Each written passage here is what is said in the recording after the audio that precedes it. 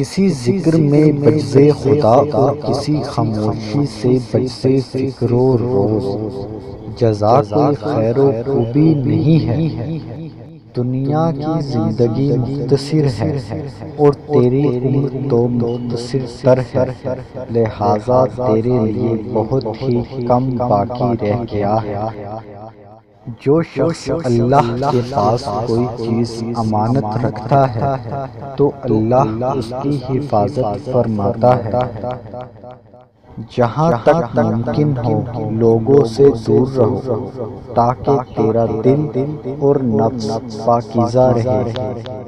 دنیا ایک گہرا سمندر ہے، اس میں بہت سے لوگ ڈوب گئے، اور تم دنیا میں اپنی کشتی تقویٰ کو بناؤ اور ایمان کو اس میں رکھو اور توکل کا بادبان چڑھاؤ تاکہ موجے طوفان سے نجات پاؤ۔ گو مجھے معلوم نہیں ہوتا کہ نجات ملے۔ جب کسی انسان میں یہ 5 خصلتیں دیکھو تو سمجھ جاؤ کہ وہ اللہ کا ولی ہے۔ دین، مال، حیا، حسن خلق، سخاوت۔